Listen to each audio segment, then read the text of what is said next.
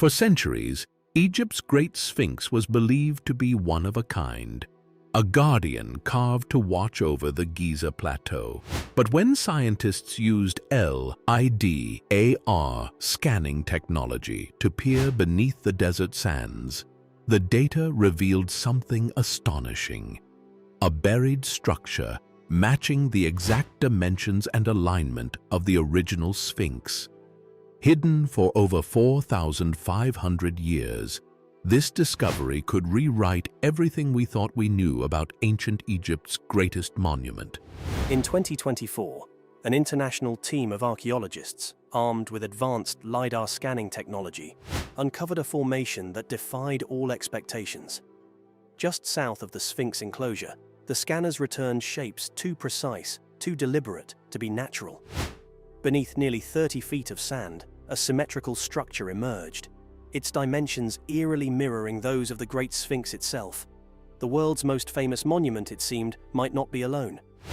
At first, the discovery was dismissed as an anomaly. Egypt's desert is full of optical illusions, undulating dunes that deceive even the sharpest instruments.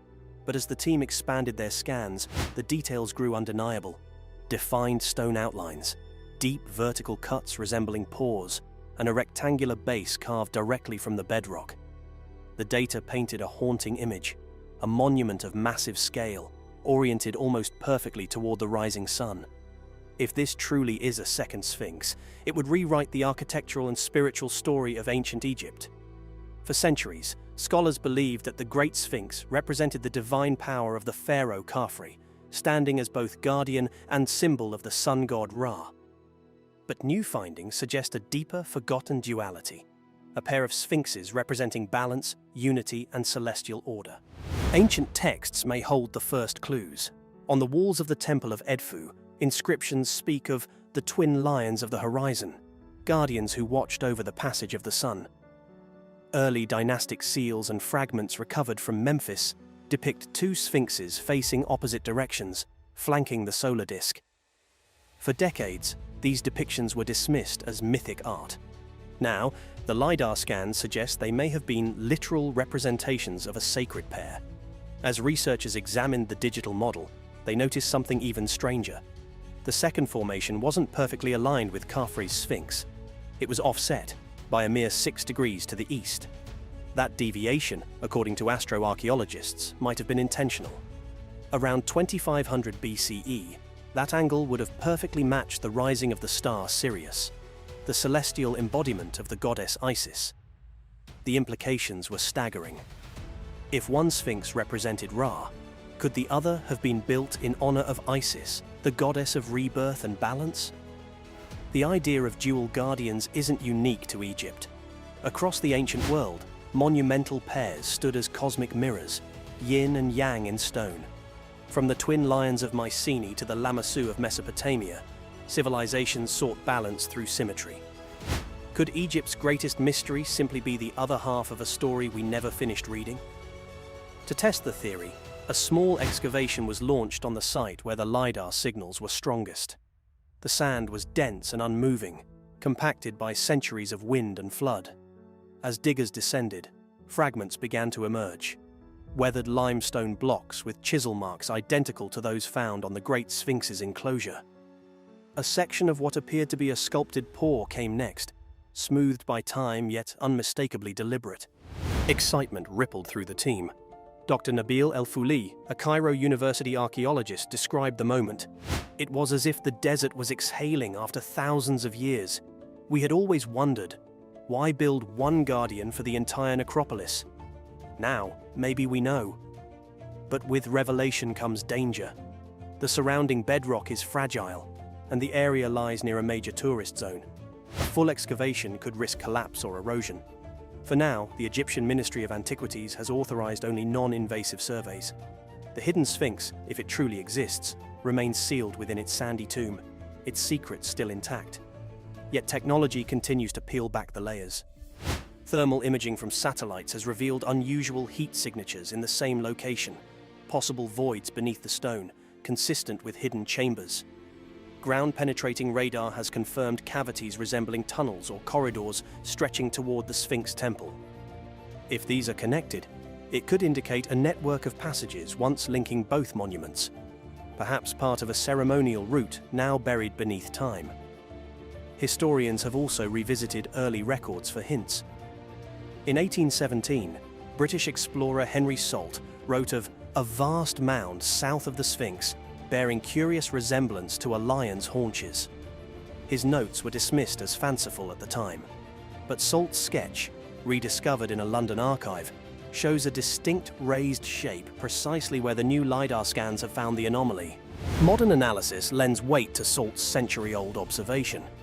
The formation's proportions match those of the Sphinx within a margin of 3%, too precise for coincidence. Even erosion patterns, when digitally simulated, suggest similar sculpting techniques. Could early explorers have glimpsed the top of the buried monument before shifting sands erased it again? The mystery deepens when we consider what might have caused its disappearance. Geological surveys reveal that during the Middle Kingdom, around 2000 BCE, heavy flooding from the Nile periodically reached the Giza Plateau. Sediment from these floods could have engulfed the lower Sphinx enclosure, burying nearby structures beneath tons of silt. Over centuries, shifting dunes finished the work, entombing whatever lay below. If the second Sphinx was indeed lost to nature, its rediscovery marks one of the most significant archaeological revelations in modern history. But even more tantalizing is the question of why it was forgotten. Some Egyptologists suspect it may have been deliberately concealed. There are records from the reign of Amenhotep II describing the restoration of the sacred lion of the West, while leaving its counterpart in silence. Could ancient priests have intentionally buried the second guardian, perhaps during a religious shift when the cult of Ra eclipsed older deities? Each discovery raises more questions than it answers. Who ordered the construction of the second Sphinx? Was it Khafre, as with the first? Or an earlier ruler, whose legacy was later absorbed by the Fourth Dynasty? And if the two Sphinxes once stood together, what cosmic secret were they meant to guard? For now, the desert keeps its silence. The Great Sphinx still gazes eastward, as it has for 4,500 years, its expression unreadable, perhaps even knowing. But just beyond its shadow, the LIDAR image glows like a ghost beneath the sand, a phantom lion waiting to return to the light. Archaeologists are preparing a new phase of scanning in 2025, using hyperspectral imaging capable of detecting trace pigments and moisture deep underground. If the results confirm a carved monument, it could change everything we thought we knew about Giza's sacred landscape. The discovery of a second Sphinx, hidden for over 4,500 years, has rewritten much of what we thought we knew about ancient Egypt. But even the original Sphinx still guards secrets we've yet to unravel, mysteries buried deep beneath its pores that continue to defy scientific explanation. Join me as we uncover the ancient secret hidden beneath Egypt's most iconic monument. In many ways, it was the mystery of the Sphinx that really broke everything open, brought everything to the public attention.